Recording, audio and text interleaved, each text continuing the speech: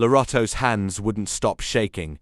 She was trapped inside a locked room, tears streaming down her face as heavy footsteps echoed through the hallway outside.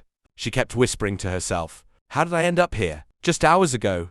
She was laughing with the person she trusted more than anyone in the world. Now she was praying she would make it out alive. But before I tell you what happened next, let's go back to where it all started. Lorato and Zinhol had been best friends since they were little girls. They did everything together. They shared meals, dreams, and even promised that no matter what happened in life, they would always protect each other.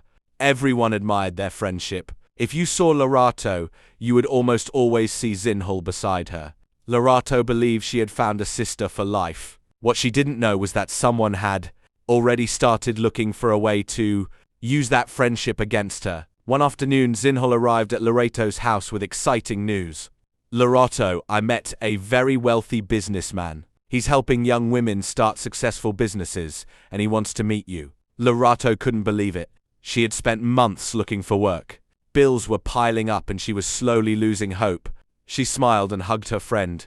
"Maybe this is the breakthrough I've been praying for." But while Lorato was thanking God, Zinhol was hiding a painful secret. Earlier that day, the businessman had handed her a thick envelope full of cash.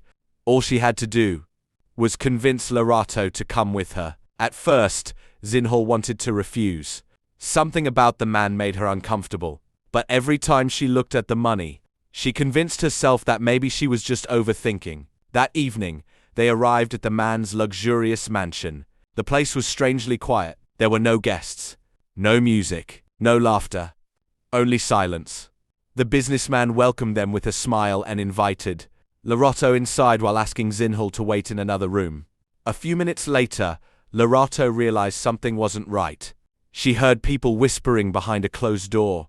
Curious, she slowly moved closer. Then she heard the businessman say, "Once she's inside, she won't leave until we've taken everything we want from her." Lorato froze. Her heart started beating so fast she could barely breathe. Then another voice answered. "It was Zinhol. I brought her just like you asked."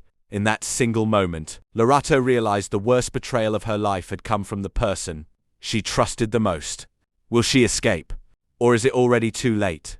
Subscribe now so you don't miss part 2, where Lorato discovers the shocking truth behind the businessman and whether she makes it out alive.